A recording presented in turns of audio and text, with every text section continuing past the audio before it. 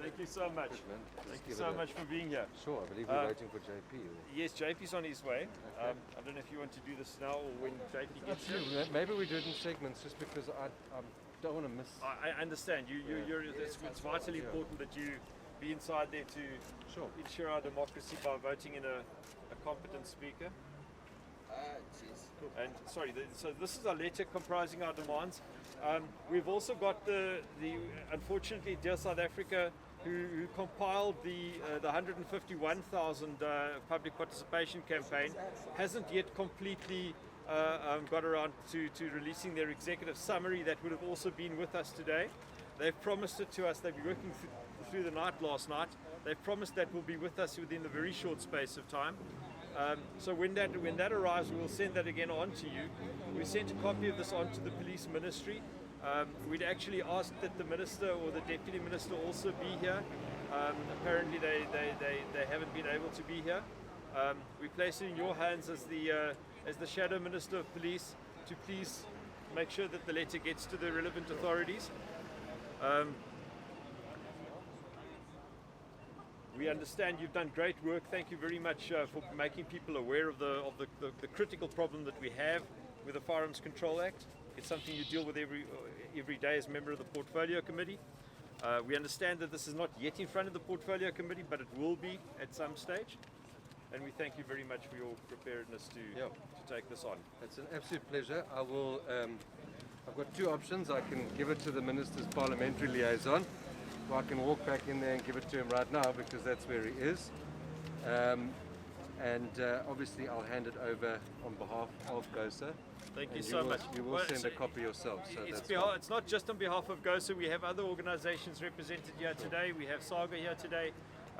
We have Western Cape Sports Shooting Association here today. This is a much broader thing. This is we the people. This is us as South African citizens saying hey, we deserve better. You need to take our needs into account. But thank you so much for accepting this on our behalf. It's an absolute pleasure. Okay, and I'm sure we'll see you all again when the bill comes to Parliament. It's nice to see some familiar faces. Some friendly, familiar faces. Yeah. Not like the ones behind us. Yeah. But you guys got a great turnout from the police. You should have been in Durban a couple of weeks ago. Yeah.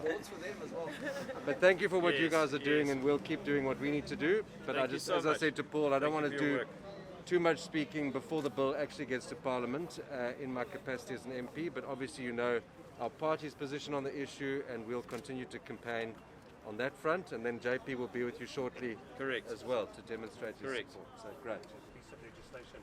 It's cloaked in apparent good intentions, yes, but as with many things like ACTO and otherwise, full of flaws, and I think with a far more devious agenda underpinning it. It's disarming the people is a great way to make people vulnerable to state abuse.